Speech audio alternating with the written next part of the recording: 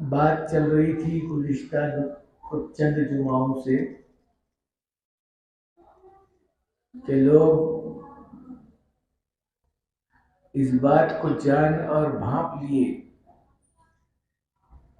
ایمان والا ایمان پر اگر باقی ہے اور ایمان پر عمل کر رہا ہے صحیح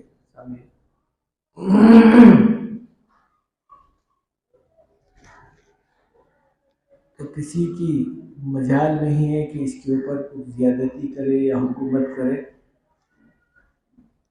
بلکہ یہ بات اپنی جگہ پر سچ ہے۔ جیسا قرآن نے کہا وَلَا تَهِنُوا وَلَا تَحْزَنُوا وَأَنْتُمُ الْأَعْلَوْنَ إِن كُنتُم مُؤْمِنِينَ، گھبراؤ نہیں، غم کرو نہیں، ساری روئے زمین کی حکومت تمہارے حوالے کی جائے گی، ساری مالیت کے مالک تم ہو جاؤ گے بشرطے کہ تم ایمان والے ہو۔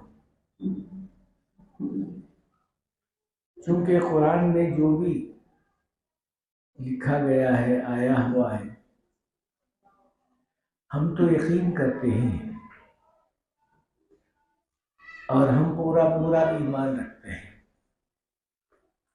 اللہ کے کلام میں کسی قسم کی کمی اور بیشی اور کجی اور کسر باقی نہیں رہا،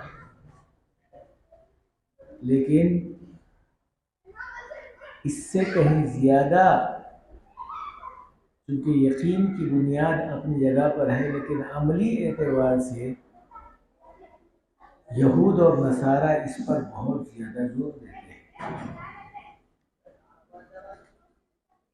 کہا اگر ایمان والا ایمان پر قائم ہے اور ایمان پر عمل کر رہا ہے، کوئی وجہ نہیں ہے، کوئی دنیا کی طاقت نہیں ہے کہ اس کے اوپر کوئی حکومت کرے، چونکہ یہ بات اپنی جگہ پر مسلم ہے، صحیح ہے۔ اللہ کی ذات کے مقابلے میں ساری دنیا ہیچ ہے۔ ایک جگہ یوں فرمایا ساری دنیا کی حقیقت اللہ کی نگاہ میں مچھر کے پر کے برابر ہے۔ پھر اللہ کے رسول صلی اللہ علیہ وسلم یہ فرماتے ہیں الدنیا میت و طالبہ کلاب، دنیا مردار ہے، اس کو چاہنے والے کتے ہی ہوتے ہیں۔ چونکہ دنیا کی ساری چیزیں جہاں انسان کو اس کی حقیقت سے واقف کرایا 1,00,000 کم و بیش 24,000 پیغمبروں نے، آخر ہو محمد رسول اللہ صلی اللہ علیہ وسلم کی تشریف آوری، بلکہ ساری باتوں کا لب لباب یہی ہے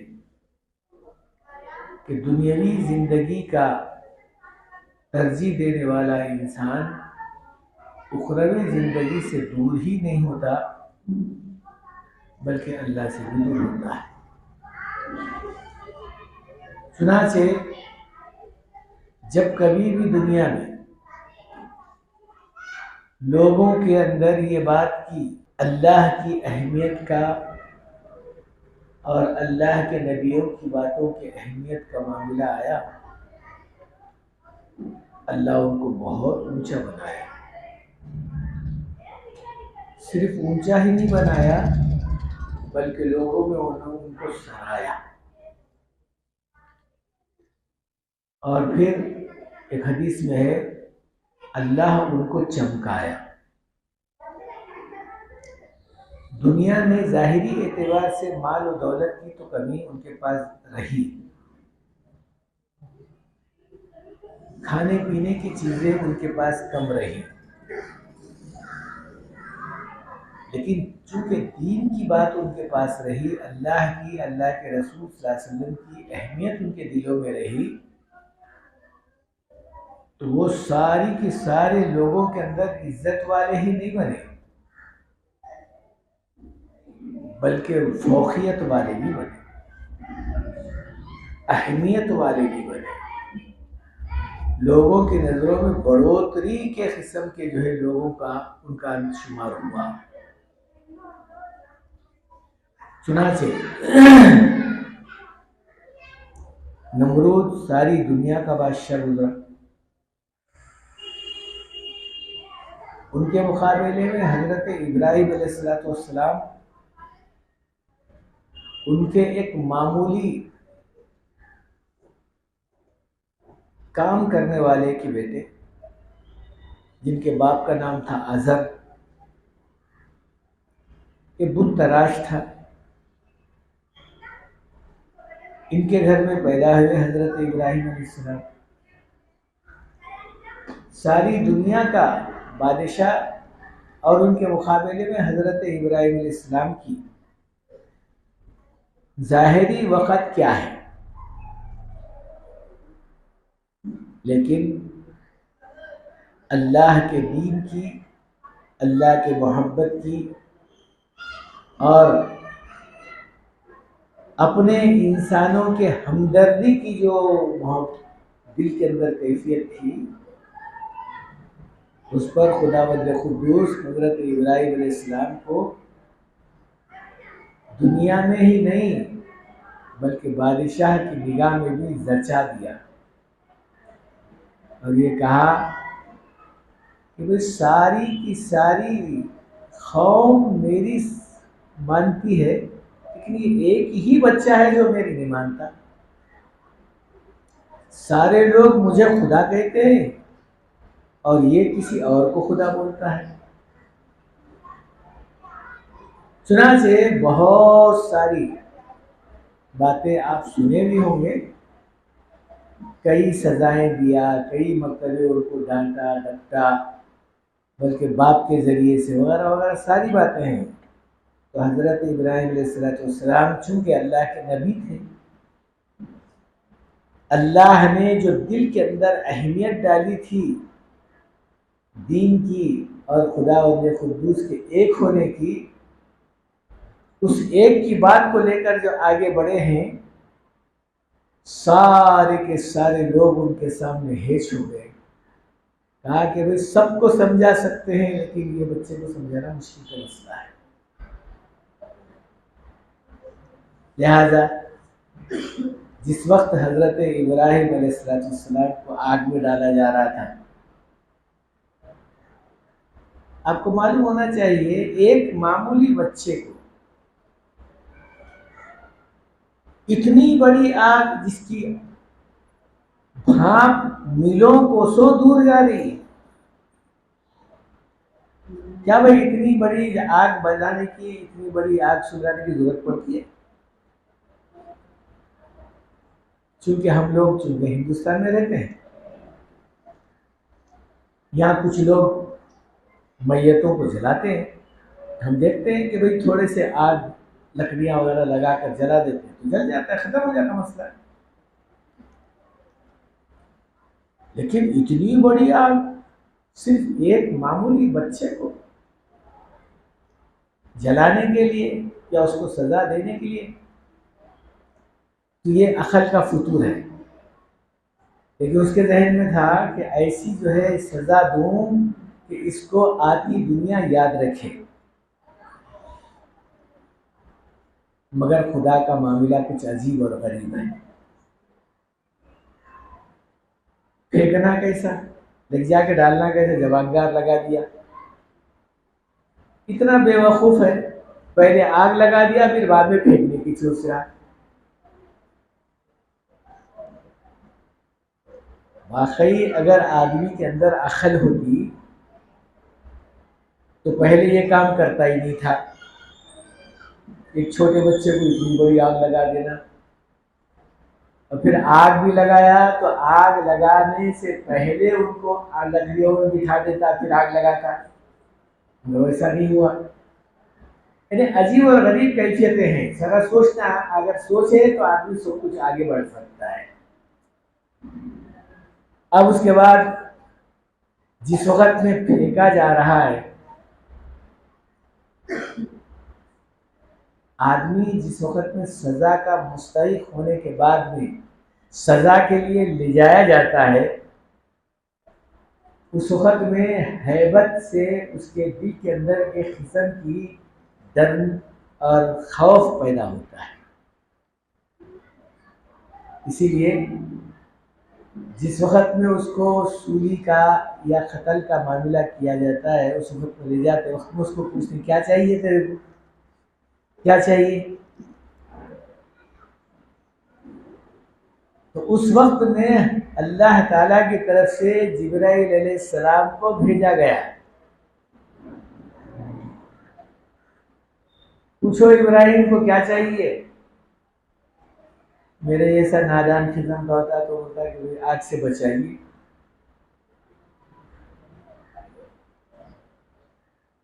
یا اس سے ہی بولتا جس سے آگ لگایا گیا ہے، یعنی بادشاہ، ارے بھائی چھوڑ دے، تیرے کو اگر تھوڑا سا ہاں بول دیا تو کیا بن رہا ہے، مسئلہ ختم ہو گیا۔ لیکن ایسا نہیں ہوا۔ جس وقت میں آگ میں جا رہے ہیں، جبرائیل علیہ السلام آ کے کہہ رہے ہیں ابراہیم اب کہو کیا بات ہے؟ کہا کہ بس وہی کہوں گا جو اب تک کہہ رہا تھا کہ اللہ ایک ہے اور وہی ہمارا معبود ہے، اس کے سوا کوئی معبود نہیں ہے، اسی کی عبادت کرنا ہے، اسی کے سامنے سر اور ماتھا ٹکانا ہے، مانگنا تو اسی سے ہے۔ میرے بزرگوں دوستو، وہ قوم جو آج ہمارے اوپر حکومت کر رہی ہے، مٹھی بھر قوم، کیونکہ چند روز سے میں انہی کا ذکر کر رہا ہوں، یعنی اسرائیل کا، یہ ہے تو انبیاء کی اولاد۔ آپ کو معلوم ہوگا، اس سے پہلے بھی میں ذکر کیا ہوں، حضرت ابراہیم علیہ السلام کی اولاد میں سے حضرت یعقوب علیہ السلام، اسحاق علیہ السلام پیدا ہوئے، اور حضرت یعقوب علیہ السلام کے بیٹوں میں سے دونوں، ایک ماں کے 11 بیٹے، یعنی 10 بیٹے، ایک ماں کے 2 بیٹے حضرت ابراہیم علیہ السلام کے، ان 10 بیٹوں کے اندر جو پیدا ہوئے وہ حضرت اسحاق علیہ السلام کی نسل ہے۔ ان کو بنی اسرائیل کہتے ہیں۔ اسرائیل کے معنی اللہ کا بندہ، یہ لفظ جو ہے سریانی لفظ ہے، یہ اسرائیل کے معنی اللہ کا بندہ۔ تو یعقوب علیہ السلام کا یہ لقب تھا، یہ اللہ کا بندہ۔ تو حضرت یوسف علیہ السلام کے نسل سے رسول کریم صلی اللہ علیہ وسلم تشریف لائے، تو یہ بنو اسماعیل کہلاتے ہیں، وہ بنو اسرائیل کہلاتے ہیں۔ چنانچہ یہ بات آپ حضرات کے سامنے 12 مرتبہ آ چکی ہے کہ اس وقت یہ لوگ رسول کریم صلی اللہ علیہ وسلم کو بھی یوں سمجھتے تھے کہ جیسا نبی ہمارے خاندان میں پیدا ہوئے، 1 لاکھ سے زیادہ نبی بنی اسرائیل میں آئے، لیکن حضور صلی اللہ علیہ وسلم بنو اسماعیل میں سے آئے، وہ بھی مکہ مکرمہ میں پیدا ہوئے۔ تو اب یہ لوگوں کی جو دشمنیاں شروع ہوئی تو یہ نبیوں کو تک قتل کر دیے۔ وَيَقْتُلُونَ النَّبِيَّ بِغَيْرِ الْحَقِّ کا لفظ ہے قرآن پاک میں۔ ان لوگوں کی بات اگر مانے تو نبی باقی رہتے، ورنہ نبیوں کو قتل کرتے۔ چنانچہ حضرت ابراہیم علیہ السلام سے لے کر حضرت یعقوب علیہ السلام تک، بلکہ آگے چل کر اور نبیوں حضرت عیسیٰ علیہ السلام تک کے ان لوگوں پر، بنو اسرائیل پر لعنت بھیجی گئی ہے۔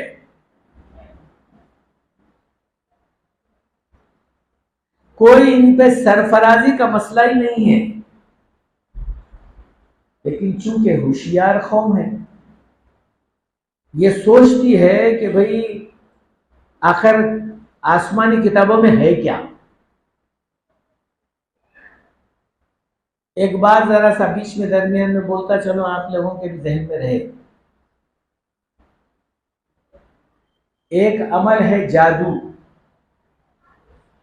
جس کو عربی میں سحر کہتے ہیں۔ اس کا لفظ وَيُعَلِّمُونَ النَّاسَ السِّحْرَ کا لفظ قرآن میں بھی ہے۔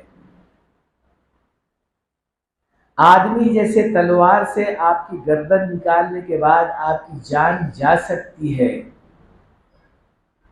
ایسا ہی ایک باطنی عمل جس کو جادو کہا جاتا ہے، اس طرح آپ کی جان جا سکتی بھی ہے، آپ کو نقصان پہنچ سکتا بھی ہے۔ چونکہ یہ معاملات اب اس وقت میں تفصیل بتانے کا نہیں ہے، صرف اتنا سمجھ لیجئے ظاہری اعتبار سے جیسا نقصان پہنچایا جاتا ہے، باطنی اعتبار سے بھی نقصان پہنچایا جا سکتا ہے۔ اس کا نام جادو ہے، چونکہ یہ بھی قرآن میں موجود ہے، اور اس کا سیکھنا اور سکھانا بھی یہ بھی اللہ ہی کی طرف سے ہوا ہے، کیونکہ اس زمانے میں تھا، بعد میں ختم ہو گیا۔ حضرت ادریس علیہ السلام کا زمانہ تھا جب جادو سکھایا گیا تھا، وہ بات ختم ہو گئی۔ اللہ کے رسول صلی اللہ علیہ وسلم اس کو حرام قرار دیے، لیکن ہے۔ تو اب یہ بنی اسرائیل میں جتنے لوگ غلط راستے پر آئے یا ذہن غلط لے کر چلے، اس چیز کو سامنے لے کر رہے کہ بھئی یہ بھی ایک عمل ہے، یہ بھی ایک چیز ہے، اس سے بھی ہم لوگوں کو نقصان پہنچا سکتے ہیں۔ چنانچہ ان میں کچھ لوگوں کو یہ بات سکھائی گئی، اس کو ان کی زبان میں حبلہ بولتے ہیں، حبلہ۔ ان کو کسی ایک جگہ پر بٹھایا جاتا ہے اور وہ کرایا جاتا ہے۔ 1983 میں بنگلہ دیش گیا تھا جماعت لے کر۔ ہم کو ایک گاؤں سے دوسرے گاؤں جانے کے بارے میں بتایا گیا کہ یہ آپ کا علاقہ ہے، تو ہمارے ساتھ ٹرانسلیٹر بھی تھا، یعنی مترجم۔ اکثر بنگلہ زبان بولی جاتی ہے، اکثر لوگوں کو اردو سمجھ میں نہیں آتی ہے، چونکہ ہم لوگوں کو تو بنگلہ آتی نہیں تھی، تو اس واسطے ہم اردو میں بات کرتے تھے۔ بنگلہ ہمارے ساتھ میں مترجم لگایا گیا تھا، تو وہ جہاں راستے سے گزر رہے تھے ہم لوگ، وہاں اکثر و بیشتر غربت کا معاملہ بہت زیادہ ہے۔ ایک ایریا دیکھا جہاں پر تار اور باڑ لگائی گئی ہے، وہاں جاتے ہوئے کہا کہ امیر صاحب ادھر مت دیکھیے گا، ادھر مت دیکھیے، آپ ہم اپنا رستہ دیکھتے ہوئے اپنے رستے سے ہم چلیں گے۔ میں بولا بھائی دیکھنے میں کیا اعتراض اور کیا خرابی اور کیا نقصان ہے؟ کہا کہ نہیں، وہ لوگ جو ہے نا بالکل برہنہ قسم کے لوگ ہیں، کیونکہ دکھ رہے ہیں۔ میں بولا بھائی برہنہ قسم کے لوگ تو کیا یہ دیوانے قسم کے لوگ ہیں؟ جیسا ہمارے پاس پاگلوں کو ایک باڑ میں جمع کیا جاتا ہے۔ عبد المجید خان صاحب جو پاگلوں کے دواخانے کے تھے، ابھی تو انتقال ہوا ان کا، میں 2-3 مرتبہ گیا تھا ان کا، وہ پاگلوں کو جو ہے لکڑی لے کر ہنٹر لے کے مارنا شروع کرتے تھے۔ تو کہا پاگل تو لوگ تھوڑے ہی ہیں یہ، ارے نہیں پاگل نہیں ہے، تو اس میں مرد بھی ہیں عورتیں بھی ہیں، پورے تقریباً برہنہ، کوئی جسم پہ کپڑا نہیں۔ میں بولا بھائی آخر ہے کون وہ؟ تو بتایا کہ بھئی یہ اصل میں جادوگر لوگ ہیں۔ لوگ جو ہے ان کے پاس آتے ہیں اپنی بات لے کر، اور وہ پیسے لیتے ہیں، اور پھر وہ جس کے اوپر کرنا ہے، جیسا کرنا ہے، کیا کرنا ہے کر دیتے ہیں۔ اب یہ بھی سنے ہوں گے آپ، بنگال کا جادو بہت مشہور ہے، بنگالی باباؤں کے نام سے آج بچے خالی وہ نامہ ہیں، کچھ کامہ کچھ بھی نہیں ہے۔ تو بہرحال یہ ہے علم نقصان پہنچانے کا. اگر کوئی آدمی جادو اگر یا عربی ہی سے کسی کو نقصان پہنچا رہا ہے تو وہ بھی جادو ہے.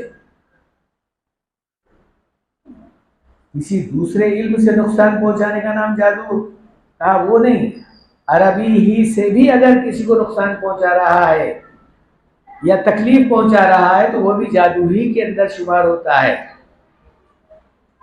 بہرحال ساری باتوں کا لب لباب یہ ہے کہ وہ قوم اس بات کو سمجھی نہیں ہے بلکہ اس پر عمل بھی کرتی ہے. بنی اسرائیل اب یہ سوچ سمجھ کر کہ بھئی اس کو کس طرح سے اپنانا اور لوگوں کو نقصان پہنچا کر اپنے الو کو سیدھا بنانا، یہ وہ لوگوں کے پاس ہے. اسی لیے یہ حدیث میں جہاں میری امت دنیا کو بڑی چیز سمجھنے لگے گی تو اسلام کی ہیبت اس کے قلب سے ہٹ جائے گی. تو اب یہ دنیا کو لے کر آ کے بڑا سمجھ کر بڑا سمجھا کر لوگوں کے سامنے پیش کیا گیا. بلکہ عوام کو چھوڑیے، عوام کو بہت دور کی بات ہے. عوام آج اگر میں یوں کہوں تو بیجا نہیں ہے، علماء اور امام حضرات کو بھی آپ اپنے زر میں لیا گیا ہے. پیسے کا لالچ دے کر، چیزوں کی بات بتا کر، جائیداد کی جو ہے ہوس دلا کر، اور پھر دور دور سے پہاڑیوں کو بتا کر کے بھئی یہ چیز آپ کے لیے ہم تیار کر کے رکھیں، تو لوگ اس چیز کی طرف اپنے دین سے ہٹنے ہی نہیں ہیں بلکہ دین کو چھوڑنا بھی ایک ایسی بات ہو گئی ہے. ان کے پاس ایک معمولی چیز ہو گئی ہے. دین کوئی چیز اہمیت رکھتی نہیں. بلکہ اس کی مثال اگر میں آپ کو دوں تو آپ خود بھی بولیں گے کہ واقعی ہم میں بھی یہ بات موجود ہے. علم دین کا مدرسہ یہاں شروع ہوا گیا. ایسے مدرسے نہیں معلوم کتنے جو ہے ہمارے ہندوستان میں چل رہے ہیں. کسی بھائی کو ہم اگر بولیں کہ بھئی یہاں مدرسے میں لا کے ڈالیے یا دوسرے مدرسے میں جو ہے پڑھائیے، کیا مول صاحب پڑھانے کے بعد بھی کیا ہوگا؟ بنیا تو مسجد کا امام بنے گا یا نہیں تو مدرسے کا ملا بنے گا. ملے گا کیا اسے؟ افسوس کے ساتھ کہنا پڑ رہا ہے مجھے اب اس وقت میں علماء حضرات بھی اس بات کو، بلکہ حفاظ بھی اس بات کو، بلکہ دینی مدرسے میں کام کرنے والے بھی اس بات کو پسے پشت ڈال کر اپنی اولاد کو غیروں کی تعلیم کے اندر آگے بڑھائے. اور پھر یہاں تک کہ بھئی دینی تعلیم کا مسئلہ بعد میں رکھو، اس واسطے کہ یہ بعد میں بھی کر سکتے ہیں. دنیاوی تعلیم کا مطلب کیوں؟ اس واسطے کہ یہ اگر حاصل کیا گیا معمولی قسم کا چپراسی بھی بنا تو 2-4-5 نہیں بلکہ 50-60 ہزار روپے تنخواہ مل جائے. اگر یہ عالم بن جائے، حافظ بن جائے، قاری بن جائے تو پھر مسجد کا امام ہی بنے گا. اس سے جائے 7-8 ہزار روپے کی، اس سے علاوہ زیادہ کچھ بھی نہیں ملتا. اس کی زندگی زار و خطار یعنی زار ہی رہے گی، کوئی آگے بڑھنے والی بات نہیں ہوگی. ہم سب کو لفظ صحیح اس کے اندر کتنی اہمیت ہمارے پاس دین کی ہے اور کتنی اہمیت دنیا کی ہے، اب یہ ہمارے پاس سمجھ میں آتی ہے. چنانچہ یہ بات کو لے کر غیروں نے اتنا اچھالا، اتنا آگے بڑھا کہ آج مسلمانوں کے دل سے دین کی اہمیت تو ختم کیا ہوتی ہے، خدا کی اہمیت بھی ختم ہو گئی. ایک مثال تو آپ کو خود سمجھ جائیں گی.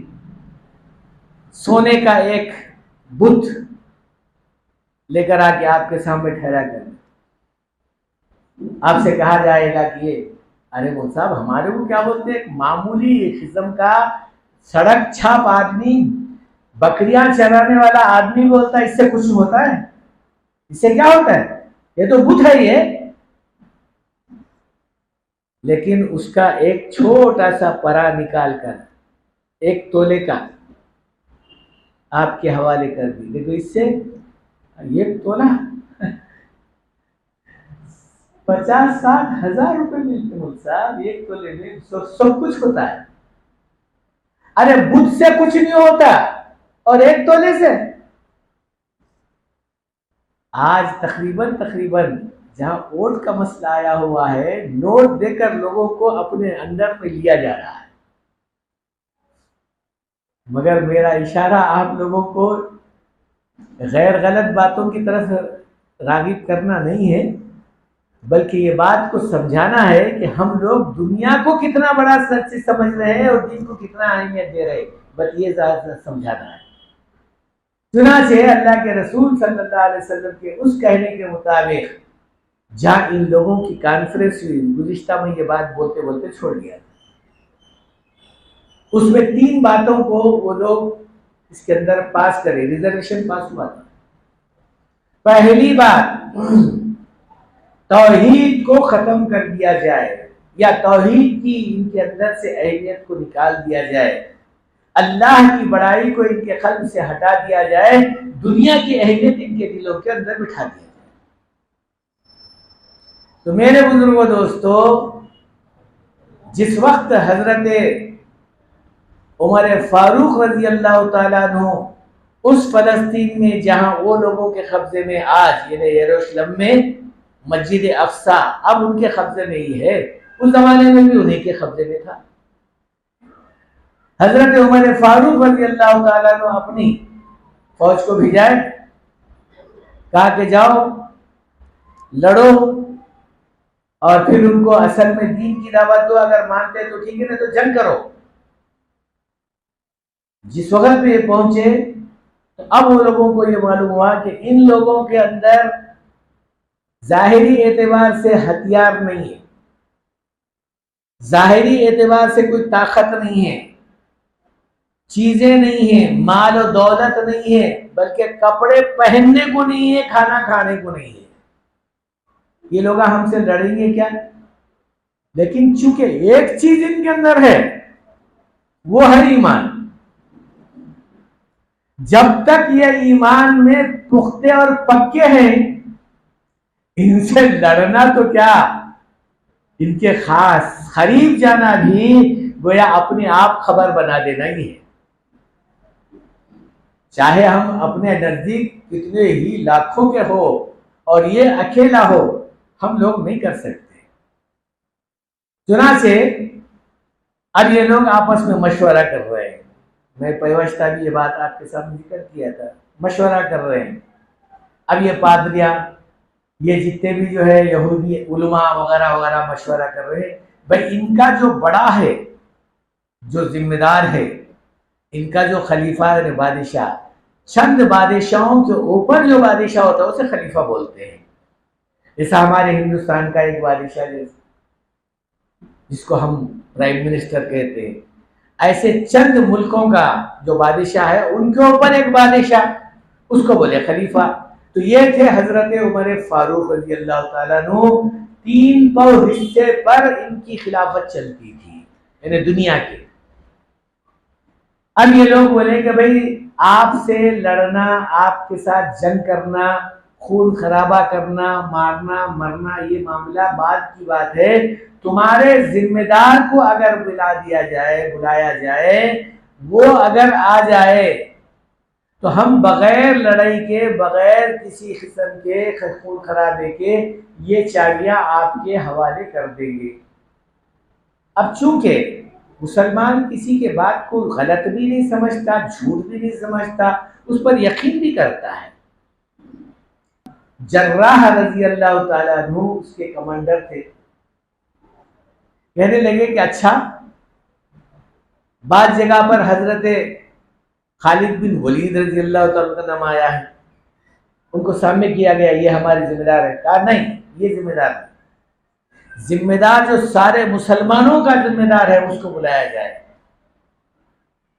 چنانچہ بہت سارے علماء بیان کرتے ہیں، آپ سنے بھی ہوں گے، ان کی کتابوں میں لکھا ہوا ہے، وہ لکھا ہوا ہے۔ ارے ساری باتیں بات کی بات ہے بھائی، انہوں یہ دیکھنا چاہتے تھے ذمہ دار کی زندگی سادی ہے یا زرخ برخ والی ہے۔ جو آدمی ذمہ دار ہوتا ہے وہ سادی زندگی اگر گزار رہا ہے تو یہ بات اپنی جگہ پر بالکل فٹ اور سچ اور بالکل صحیح ہے کہ مرغی کھاتی نہیں ہے، بچوں کو کھلاتی ہے، مگر اس کے وقت و فیض میں اس کو بھی مل جاتا ہے۔ جو ذمہ دار آدمی اپنی ریا کی، اپنی قوم کے بارے میں سوچ کر اپنی زندگی سادی سیدھی گزارتا ہے، تو عوام الناس صرف کھاتی ہی نہیں ہے بلکہ بہت عیش و آرام کی زندگی گزارتی ہے۔ چنانچہ درمیان میں ایک واقعہ آیا، بولتا ہوا چلو، حضرت علی رضی اللہ تعالیٰ عنہ ابھی موجود تھے۔ ایک آدمی آیا مسجد نبوی میں، تھوڑی دیر بیٹھا، ایک آدمی بوڑھا قسم کا آدمی ستو کھا رہا ہے، مغرب کے وقت ستو پھانک رہا ہے۔ ستو بولتے ہیں جو کا دلیا، اس میں کھجور ڈال کر اس کو بناتے ہیں، اس کو ستو بولتے ہیں۔ ایک قسم کا آٹا ہی ہوتا ہے، اس کو پکانا اور اس کو وہ کرنے کا مسئلہ نہیں رہتا، اس کو ستو بولتے ہیں۔ تو دوسری طرف حضرت امام حسن رضی اللہ تعالیٰ عنہ کا لنگر کھانا چل رہا ہے، جہاں پر پلاؤ بریانی وغیرہ پکی ہوئی ہے اور لوگ ہزاروں قسم کے آ رہے کھا رہے جا رہے۔ اب انہیں کھا کے بھی آیا، آ کے بیٹھا ہوا مسجد نبوی میں، تو یہ دیکھ رہا ہے کہ یہ بوڑھا آدمی ستو پھانک رہا ہے، تو بوڑھے آدمی سے بولا، ارے اللہ کے بندے، بازو میں بریانی بن رہی ہے، خوب پک رہا ہے، کھا رہے لوگ ہزاروں قسم کے، اور تو روزہ رکھ کے ستو پھانک رہا ہے، ستو سے روزہ کھول رہا ہے۔ اب ان خاموش سن رہے، ہاں ہوں۔ دو تین چار مرتبہ بولنے کے بعد کسی دوسرے آدمی، ارے نادان، ان کو کون سمجھ رہا ہے تو؟ کہا کہ کون ہے؟ کہا جس کا تو کھانا کھا کے آیا اس کے باپ نہیں ہے، جس کے لنگر کھانے میں تو کھانا کھا کے آیا بریانی، یہ اس کے باپ ہیں، حضرت علی کرم اللہ وجہہ ہیں۔ کہا اپنی زندگی کو اتنا سیدھا سادہ بنائے تھے تو لوگ بریانی کھا رہے تھے۔ ارے آج کا لیڈر اگر کھا رہا ہے تو عوام الناس پریشان نہیں تو اور کیا ہوگی؟ اگر واقعی لیڈر اپنا اس طرح سے ہوتا، جیسا کپڑا نہیں پہن کے خالی گوشی کے اوپر چلتا رہا اور لوگ اسے سوشت مار بھی دیے بندوق سے، کہا میں معاف کر دیا، ارے اس کا نام نوٹ پہ بھی آ جاتا ہے، اس کی تصویر نوٹ پر بھی آ جاتی ہے۔ تو میرے بزرگوں دوستو، جہاں سادی زندگی کو دیکھا انہوں نے کہ حضرت عمر فاروق رضی اللہ تعالیٰ عنہ پیدل، وہ بھی کندھے پر جوتے اپنے پڑے ہوئے، اور جس میں چیکڑ لگا ہوا تھا، اور غلام اوپر بیٹھا ہوا ہے۔ حالانکہ قریب آنے کے بعد میں غلام بولا کہ حضرت آپ اگر بیٹھے تو اچھا تھا، کیونکہ قریب نہیں، انصاف ہے۔ جس وقت میں وہ مسجد اقصی کے قریب پہنچے تو لکھا ہے کتابوں میں، ان کے تہبند میں، ان کے کرتے میں 17 پیبند تھے، 17۔ خلیفۃ المومنین نہیں۔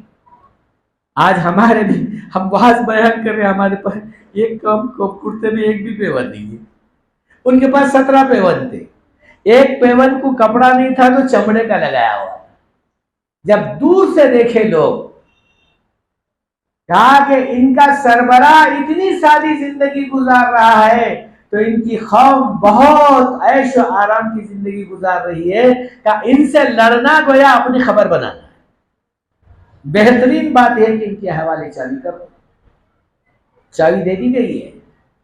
میرے بزرگ دوستو، اس اہمیت کو لانے کے لیے پورے انبیاء علیہ السلام نے محنت کی ہے۔ آخرکار صحابہ اکرام، تابعین، تبع تابعین، اولیاء اکرام، اور پھر علماء حضرات جو ان کے متبعین ہیں وہ بھی کرتے رہے۔ لیکن آج کا جو معاملہ ہے میرے بزرگوں دوستو، یہی بات آپ کے سامنے رکھنا ہے۔ جہاں دین کی اہمیت کو ختم کر دینے کا کام وہ لوگ کرے ہیں، جس پہ کانفرنس میں پاس ہو گئی تھی، ریزرویشن پاس ہوا تھا کہ ان کے دلوں کے اندر سے توحید کو ختم کر دیا جائے، یعنی ایک خدا کی اہمیت کو نکالا جائے۔ دنیا کی اہمیت کو گزرا جائے. پھر میں وہی حدیث دہراتا ہوں، سن لیجئے. جب میری امت دنیا کو بڑی چیز سمجھنے لگے گی تو دین کی ہیبت اور وقت اس کے قلب سے ختم ہو جائے گا.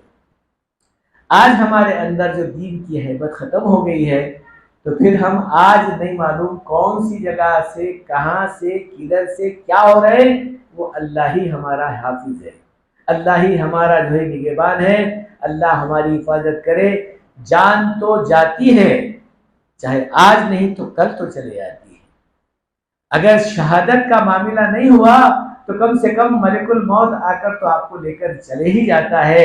لیکن میرے بزرگوں دوستو، ایمان اگر ختم ہو جائے گا تو پھر کس بات کا جو ہے معاملہ ہوگا. نہ یہاں کا رہا نہ وہاں کا رہا. کسی کہنے والے نے کہا نہ وصال صنم، نہ خدا ہی رہے، نہ یہاں کا رہے نہ وہاں کا رہے، بل دنیا کا بھی نہیں رہا، آخرت کا بھی نہیں رہا. تو بڑا ایسا مسلمان کس کام کا رہا. اسی واسطے میرے بزرگوں دوستو، اہمیت اگر دین کی ہے تو اللہ کے نزدیک بھی اس کی وقت باقی ہے. اسی لیے قرآن نے کہا وَلِلَّهِ الْعِزَّةِ وَلِرَسُولِهِ وَلِلْمُؤْمِنِينَ. عزت اللہ کی ہے، عزت رسول اللہ کی ہے، عزت اس مسلمان کی ہے دونوں کی بات مان کر چلنے والا ہو. اسی کا نام ایمان ہے، اسی کا نام اسلام ہے، اسی کا نام ایمان ہے. میرے بزرگوں دوستو، اللہ ہم کو اس کے سمجھنے کی توفیق نصیب فرمائے.